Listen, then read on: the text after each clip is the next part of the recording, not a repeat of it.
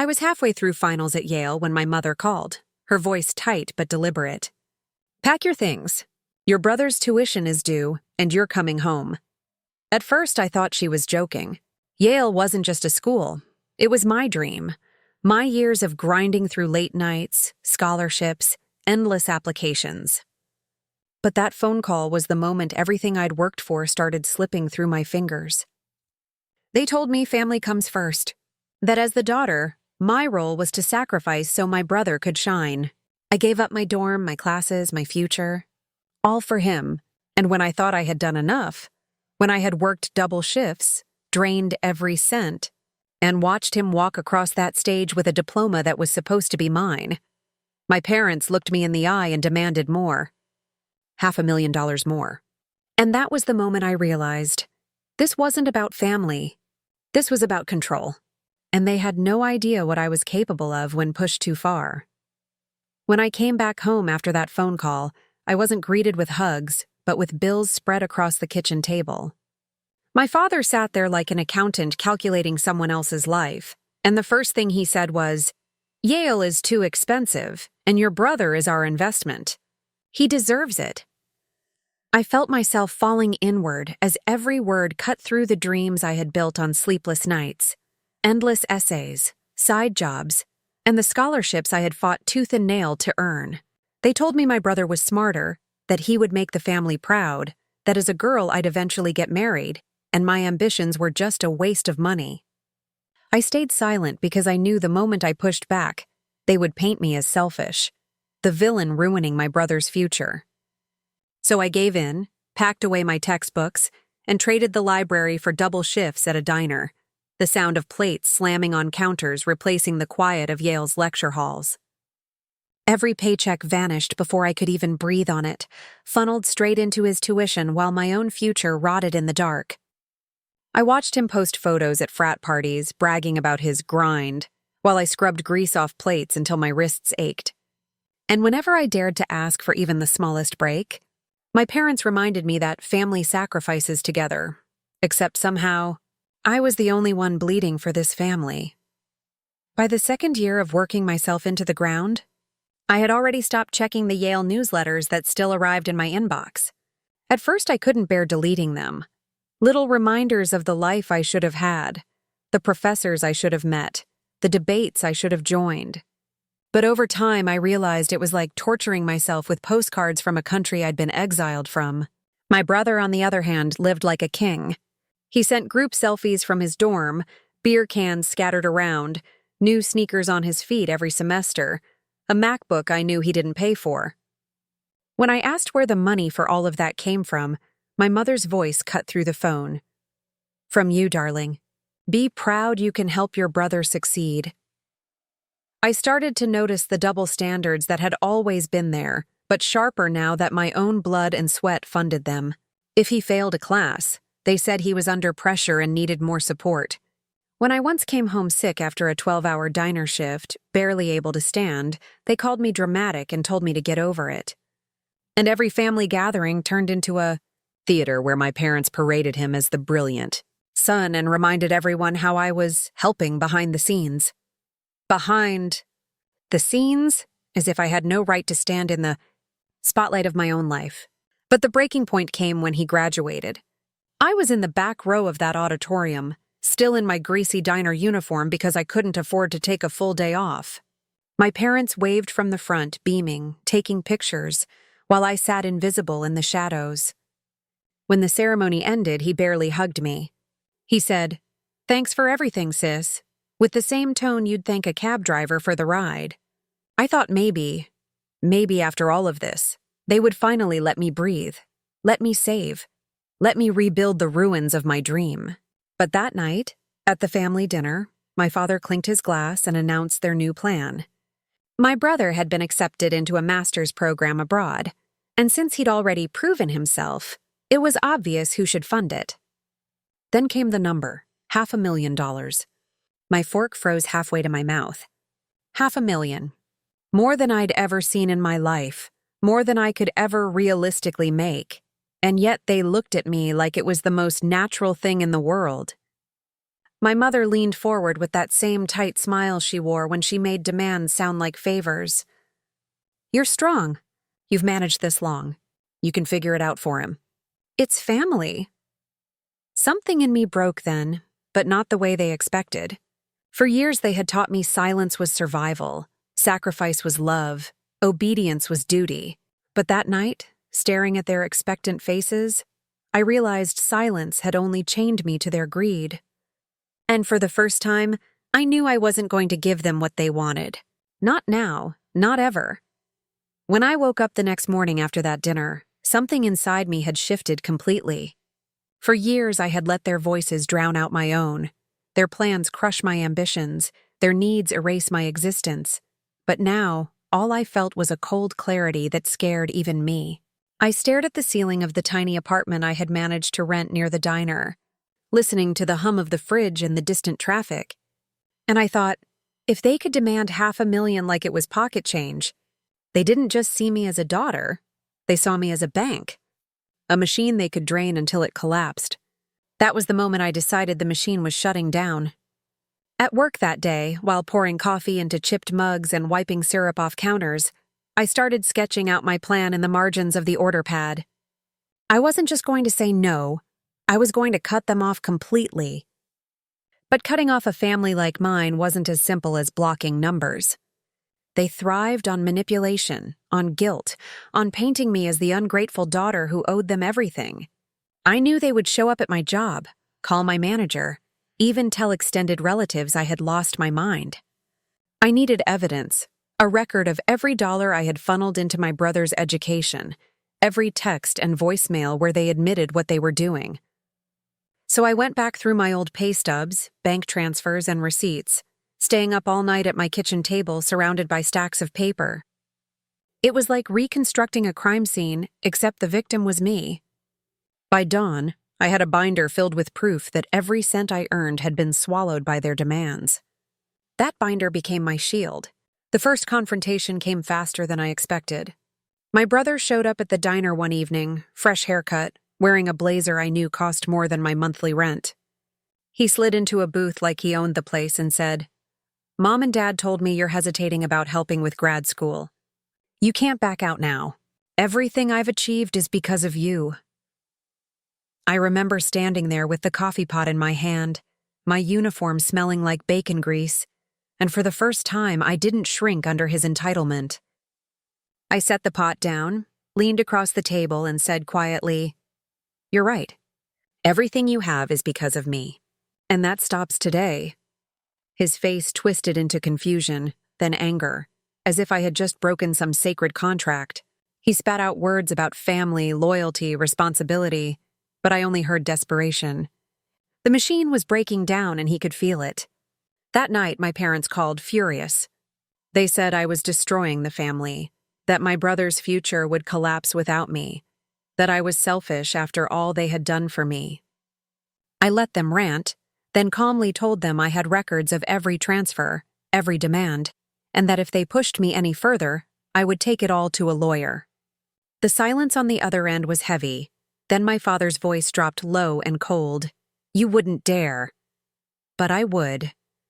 For the first time in my life, I held the power, and I wasn't about to give it back. The fallout came quicker than even I imagined. Within a week, my relatives started calling, repeating the lines my parents had clearly fed them, that I had turned my back on family, that I was jealous of my brother's success, that I was unstable. At first it stung, hearing my aunts and uncles accuse me of betrayal, but then I realized this was the same script my parents had always used, only louder now because I had finally stopped playing my part. I didn't argue with them. I didn't defend myself. Instead, I doubled down on building my exit. I met with a lawyer, carrying my binder of receipts, texts, and bank statements. I remember the way his eyebrows shot up when he saw the sheer volume of evidence. "You've basically kept better records than some accountants," he said. "This isn't just financial exploitation. It borders on coercion and abuse." Hearing those words from someone who didn't share my last name felt like oxygen. For the first time, I wasn't crazy, I wasn't selfish, I wasn't imagining it. This was real, and it was wrong. My lawyer explained that I could formally separate my finances, even file for a protective order if they kept harassing me. He also said something else that stuck with me. You don't owe them a single cent. Parents choose to support children. Children don't sign contracts to repay that debt. That sentence became my mantra. Meanwhile, my brother bombarded me with messages, some sweet, some venomous. Please don't ruin this for me, one text read. The next day it was, you'll regret this. You'll die alone. The whiplash only proved what I had known deep down. He had never seen me as a sister, just as a resource. My parents escalated too, showing up at my apartment building one night, pounding on the door, demanding I come out and face the family. Neighbors peeked through blinds as I stood inside, phone in hand, recording the entire scene. When they realized I wasn't opening the door, their threats grew uglier. But I didn't budge. That video became another piece of evidence tucked neatly into my growing arsenal. The next morning, I emailed it all to my lawyer. I was done hiding, done absorbing their poison. For years, they had trained me to believe resistance was impossible, but now I understood the truth. Resistance was survival. And every boundary I set wasn't just revenge, it was freedom. The silence that followed was unnerving at first. After weeks of constant calls, messages, and unannounced visits, my phone went quiet, my apartment hallway empty. For a brief moment, I thought maybe they had given up, that the threat of legal action had finally sunk in. But then the storm shifted online. My parents and brother began posting carefully curated stories on Facebook, painting themselves as the victims of a cruel and heartless daughter. Pictures of my brother in his graduation gown appeared with captions like, "He worked so hard." But some people can't stand to see others succeed. Family friends I hadn't spoken to in years flooded my inbox with pitying messages, urging me to make amends before it's too late. I didn't reply to any of them. Instead, I kept documenting, screenshotting every lie they spread, every smear campaign they launched. It was exhausting, but it also hardened me. If they wanted to fight in public, I would fight in truth. And I had the receipts. At the diner, I threw myself into extra shifts, not to fund anyone else's dreams this time, but to start saving for mine. Each tip I tucked away in a separate account felt like a small act of rebellion, a brick in the wall I was building between me and them. Some nights I would sit in that cramped apartment, binder open, bank app glowing on my phone, and let myself imagine what freedom might look like. A return to school on my own terms. Maybe Yale again. Maybe somewhere new. Maybe even just a life where I didn't wake up with dread in my stomach. The turning point came when my lawyer called with an idea. He said, given the documentation I had, we could send a formal cease and desist letter backed with the threat of a civil suit for financial abuse. It doesn't mean you'll end up in court, he explained, but it will put them on notice that their behavior has legal consequences. I agreed, and within days the letter was sent. That single envelope, plain white, delivered by certified mail, carried more weight than all the years of shouting matches and guilt trips combined. My parents didn't reply directly, but the shift was immediate. The social media posts slowed, the phone calls stopped, and for the first time in years I felt the air clear around me. Of course, I knew them well enough to realize this wasn't surrender. This was retreat, regrouping, waiting for another angle. But I was ready now in a way I had never been before. I wasn't just surviving their demands. I was reclaiming the life they had stolen piece by piece. And I promised myself one thing. If they ever tried to come for me again, I would not just defend. I would destroy their illusion completely. The strategy I built after that silence was not vindictive at first. It was surgical. I stopped letting anger drive me and let facts do the talking. Dates, amounts, transfers, witnesses. I hired a private investigator who tracked down the paper trail my parents had tried to keep buried. Little loans disguised as family help. Transfers routed through an old trust account. A shell company my father used to launder tuition payments as consulting fees. Every discovery tightened the noose. The PI even found a receipt from a designer store in my brother's name, $20,800 for shoes, paid from an account that had once held my paycheck deposits. I printed everything, labeled it, and then I went quiet. I didn't post any of it. I didn't call them names. Instead, I called the people who actually mattered. A lawyer who specialized in family financial abuse, a counselor who helped victims reclaim boundaries, and an academic advisor at a local college who believed me when I said Yale was not a fantasy, but a past I intended to reclaim.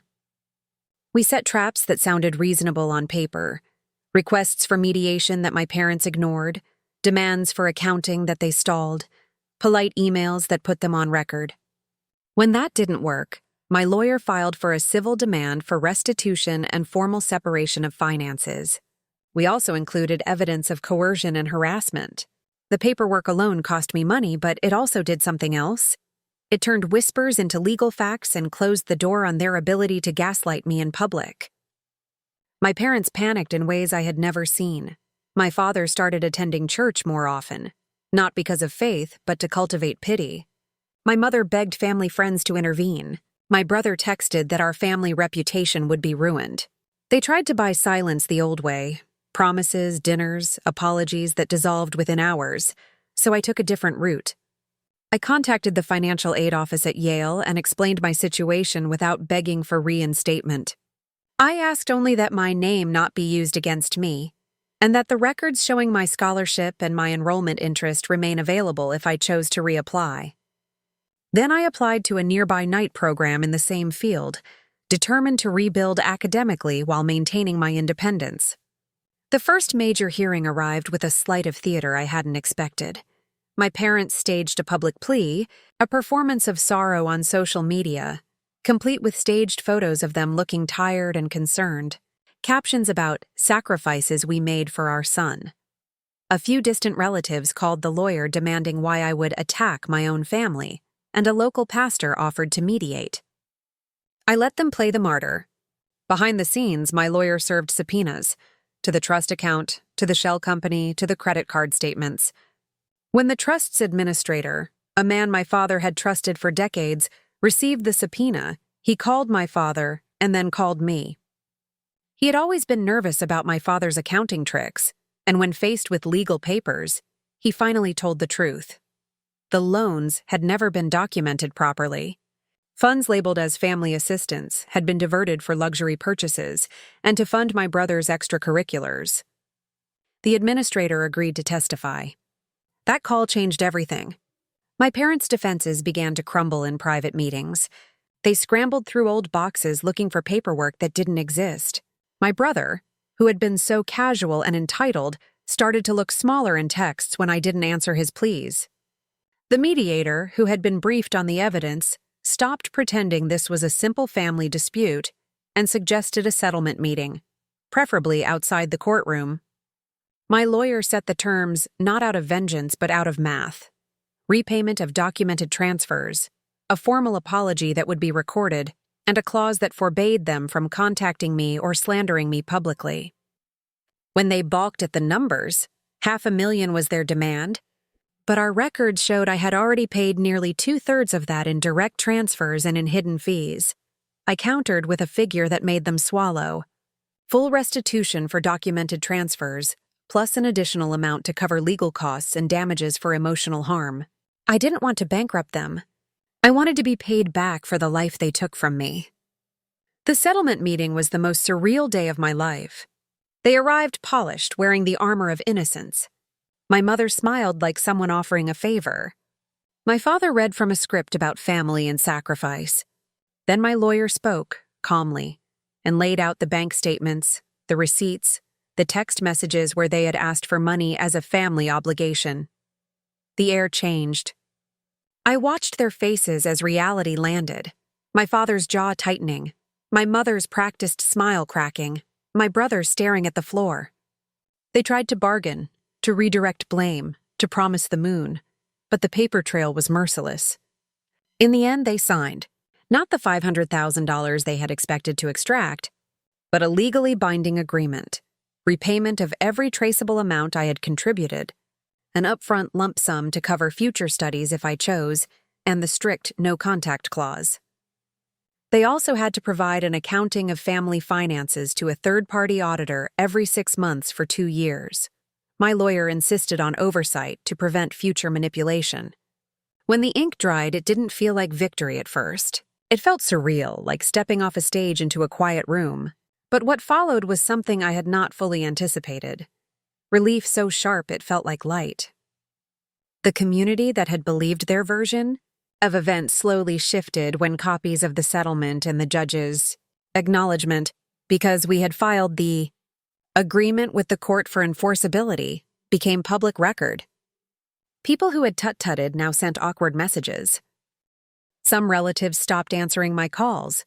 Some sent thinly veiled apologies. The online smears subsided. I kept going to night classes, stunned at how familiar the lecture halls felt when I finally returned, like coming back to a place you were always meant to be. My brother moved across the country for a job he'd been offered during his master's program.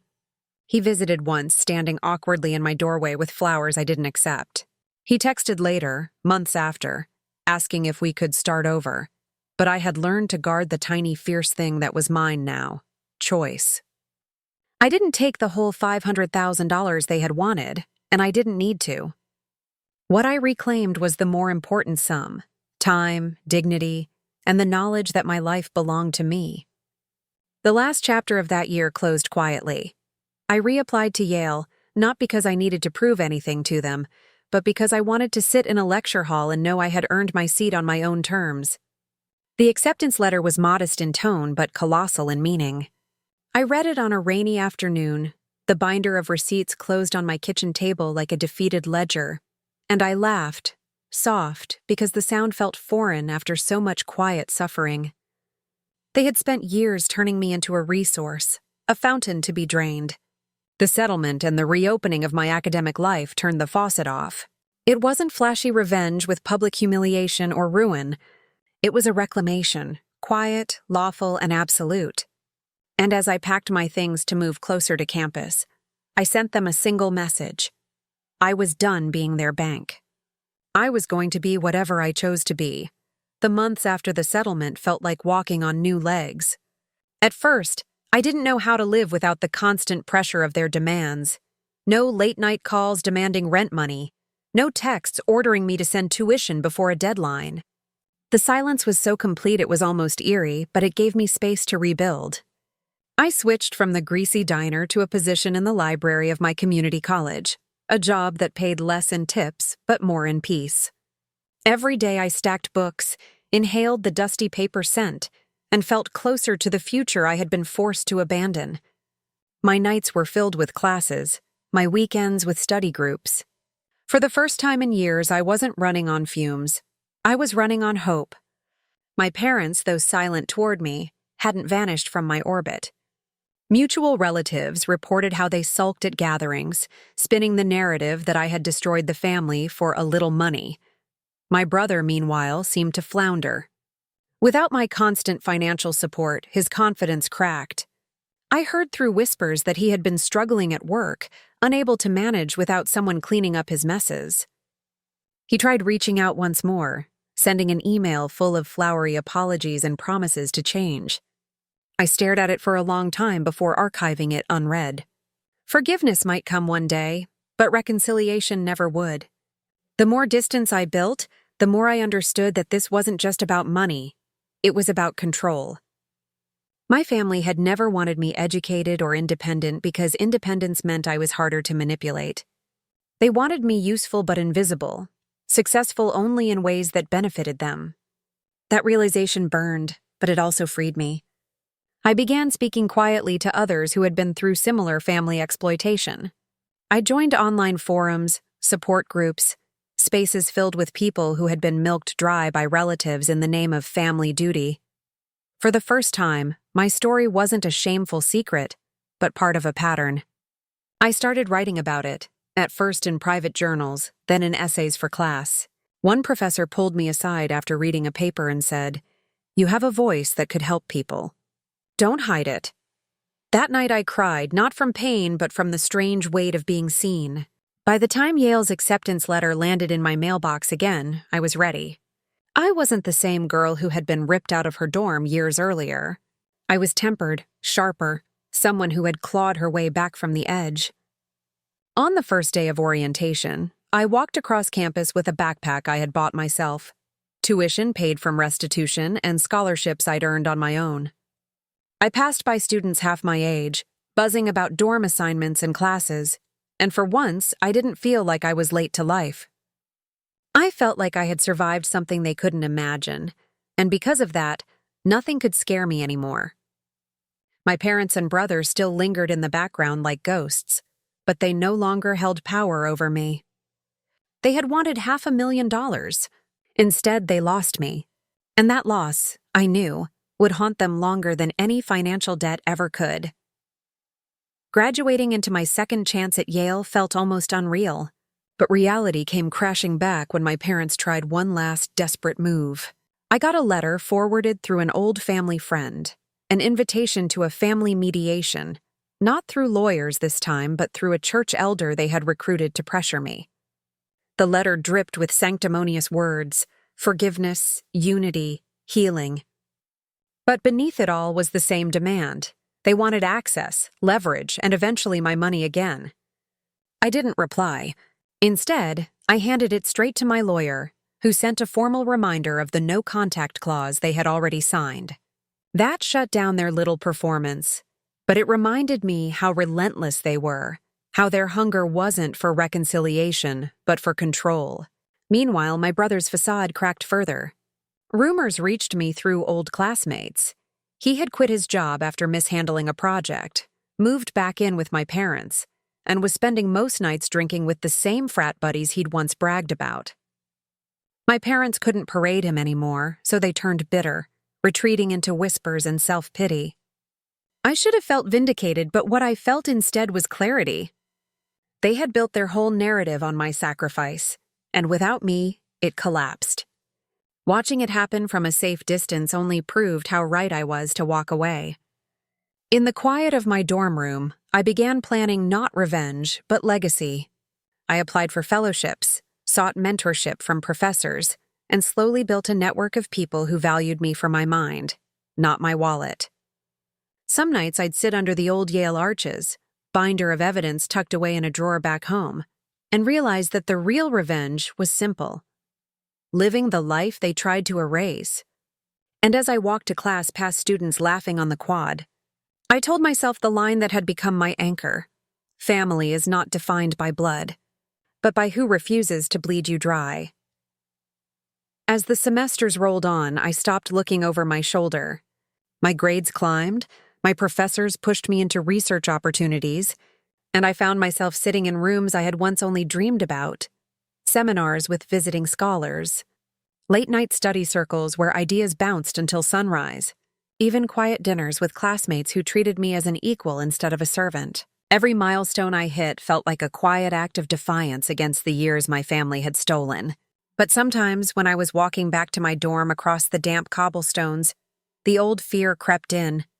The fear that they'd show up again, pounding on my door, demanding more. That fear melted the day I got a notification from my lawyer. The settlement funds had finally cleared in full, deposited directly into the account I alone controlled. I sat on my bed staring at the numbers, not because money defined me, but because it was tangible proof that their grip was broken. That same week, my brother reached out again, this time not with threats or guilt, but with desperation. His email was a mess, half apology, half plea for another bailout. He said he'd made a few bad choices, that he needed help getting back on his feet, that I was the only one who understood him. For the first time, I didn't cry or rage. I simply closed the email and moved it to a folder labeled Evidence. I didn't owe him a reply. That small act of refusal felt more powerful than all the arguments I'd ever lost. The news of my progress eventually leaked back to my parents, and through mutual acquaintances I heard how it gutted them to admit I was thriving without their oversight. They couldn't spin it anymore. Their golden son was floundering, and the daughter they had dismissed was succeeding. The irony wasn't lost on me. Still, I didn't waste my time rubbing salt in their wounds. I had learned that true revenge doesn't come from shouting your triumph in their faces. It comes from living so fully that their absence becomes irrelevant. And slowly, that's what happened. Their names faded from my daily thoughts, replaced by deadlines, research papers and coffee dates with classmates who had no idea of the war I'd fought to sit among them. By the time another graduation loomed on the horizon, I felt like I had finally stepped into the life I was always meant to lead, not because they allowed it, but because I tore myself free. The closer I came to finishing my degree, the more surreal it felt to look back at the girl who had once folded diner napkins at midnight while her parents drained her paychecks. That girl had been convinced her only worth was in how much she could give away. Now, standing on the cusp of a future I had rebuilt with my own hands, I saw her differently, not as weak, but as someone who survived long enough to break free. My cap and gown fitting nearly brought me to tears. The fabric felt heavy on my shoulders, but not like a burden, like armor. I remembered the first time I had worn one at my brother's graduation. Greasy uniform hidden under my jacket, clapping from the shadows while he basked in applause. This time, the applause would be mine, earned, untainted by manipulation. Invitations went out for the ceremony, but I didn't send any to my parents or my brother. Instead, I gave them to the people who had lifted me up, my professors, classmates, the lawyer who fought beside me, even my counselor who had guided me through nights of doubt. That day, as I walked across the stage, I didn't search the crowd for my family. I already knew they weren't there. And for the first time, that absence didn't ache. It liberated me. After the ceremony, while cameras flashed and laughter filled the air, I felt the quiet presence of something my parents could never touch: pride. Not theirs but mine. Pride that I had clawed my way back. Pride that I had chosen myself over their endless demands. Pride that I had broken the cycle.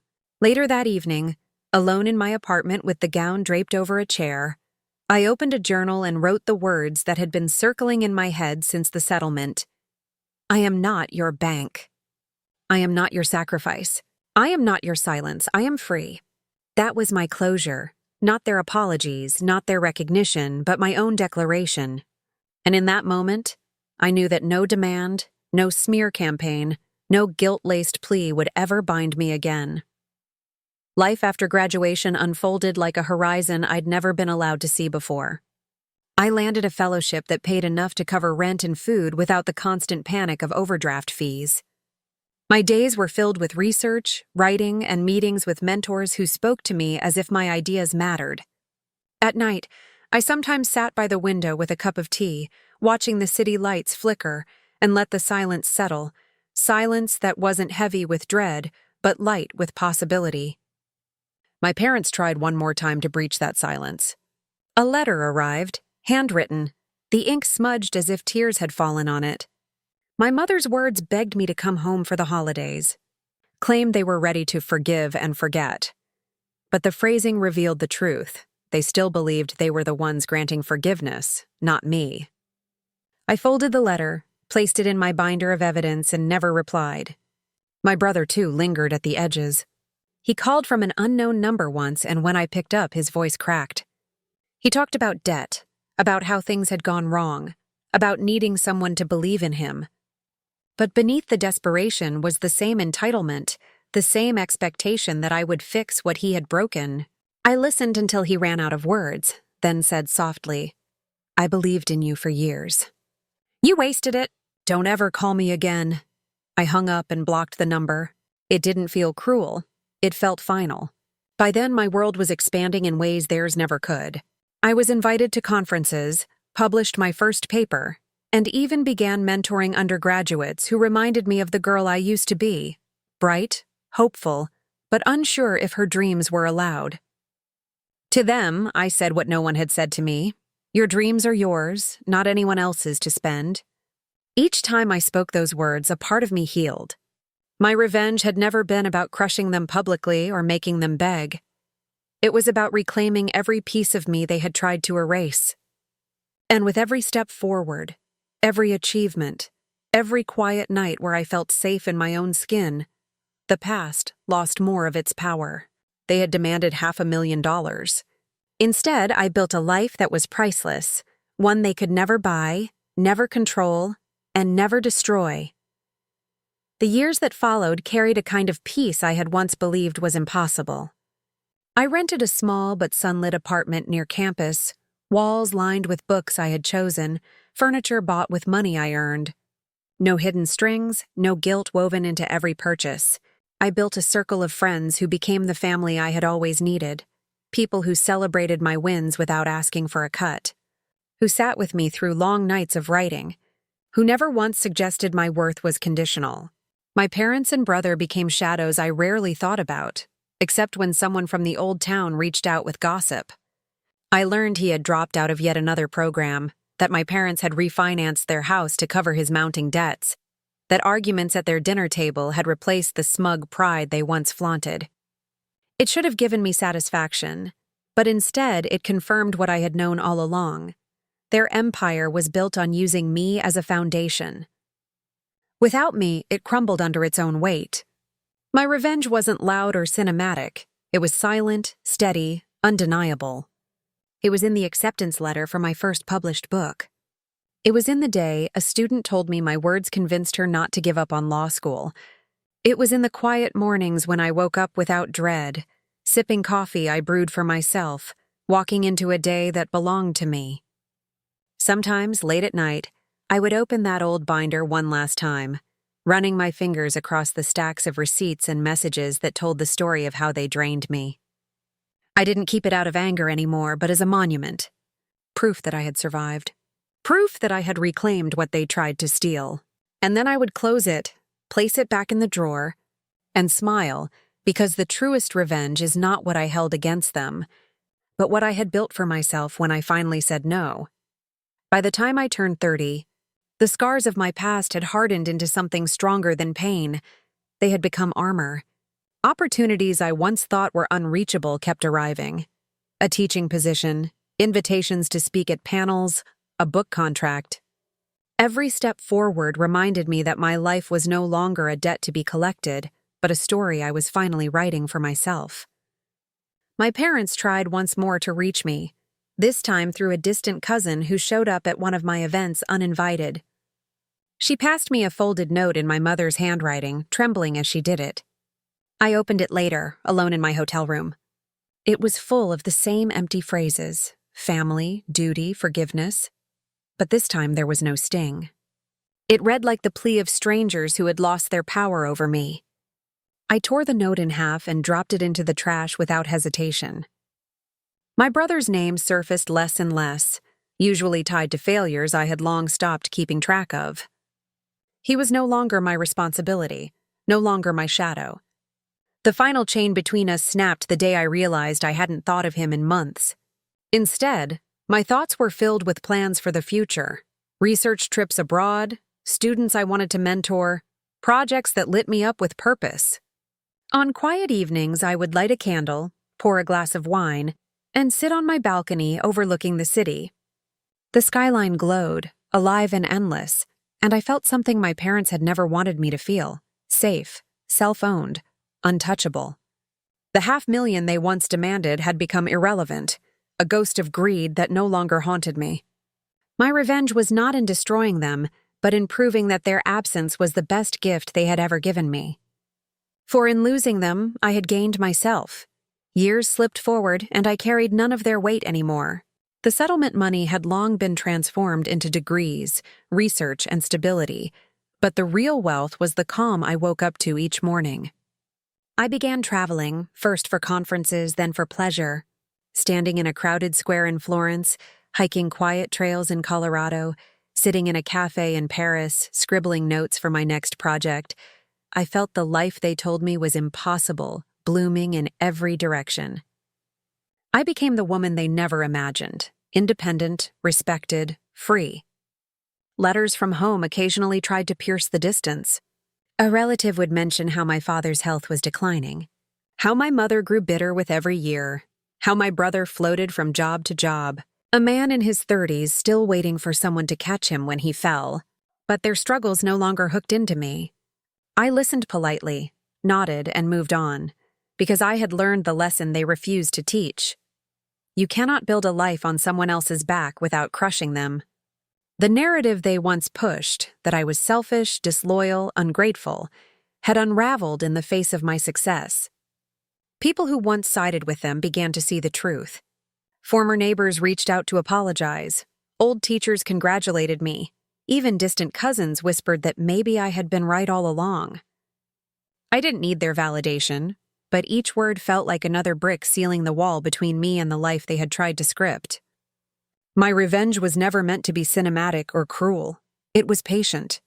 It was walking onto stages they told me I'd never see, signing contracts they said I didn't deserve, laughing in apartments bought with money they had once demanded. It was in every no I spoke without guilt. Every morning I lived without fear. Every dream I chased without permission. One evening, while grading papers in my office, I came across a student essay that stopped me cold. She wrote about working 2 jobs while her family demanded she sacrifice her education for her younger brother. She asked in the final line, "Am I selfish for wanting more?" My chest tightened because I had lived that line. I wrote her back more than a grade. I wrote her the truth. That her dreams were not selfish. That wanting more was survival. That saying no was not betrayal, but the first step toward freedom.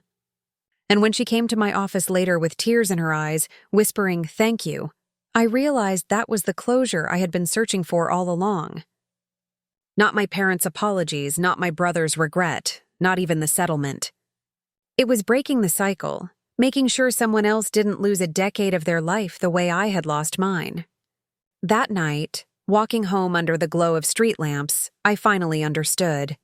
My revenge wasn't in what I took back from them. It was in what I gave forward, in how I turned their exploitation into a map out of the maze for someone else, and that more than any courtroom victory was the kind of justice that would last. The final chapter of this story isn't about courtrooms or settlements or even Yale. It's about the day I stopped letting their names echo in my head. I remember it clearly. A spring afternoon, the window open in my apartment, sunlight spilling across a stack of books I had chosen for myself. My phone buzzed with an unknown number, and for the first time in years, I didn't tense. I let it ring out. I didn't care who it was. That simple act, refusing to answer, was the truest freedom I had ever known. My parents had built their lives on control, weaving guilt into every conversation, turning sacrifice into currency, demanding loyalty as if it were rent. My brother had been their golden investment, polished with my blood and sweat, but what they never understood is that the cost of building him up was losing me. And when I walked away, when I closed the door, when I said no for the first time, their empire collapsed. They thought revenge meant destruction, but my revenge was quieter, sharper, more lasting. It was finishing the degree they stole. It was standing in lecture halls, not as a shadow but as a professor. It was publishing words that carried farther than their lies ever could. It was mentoring students who stood at the same crossroads I once faced and telling them, "You are allowed to choose yourself." I never returned to that house. I never sat at their table again. And the truth is, I don't need to. The girl who once scrubbed plates to pay for her brother's future doesn't exist anymore. In her place is a woman who carved out her own. Sometimes, late at night, I catch myself thinking about that binder of evidence tucked away in the back of my closet. I could burn it now, I suppose, but I keep it as a reminder, not of them, but of me, of how far I climbed from the hole they dug. And on the cover, I've taped a single note I wrote to myself the day I received Yale's second acceptance letter. Family is not who drains you. Family is who lets you grow. That's the truth I live by now. That's the story I tell in every step forward. They demanded $500,000. I gave them nothing. Instead, I took back everything that mattered. And that, in the end, was the revenge they never saw coming.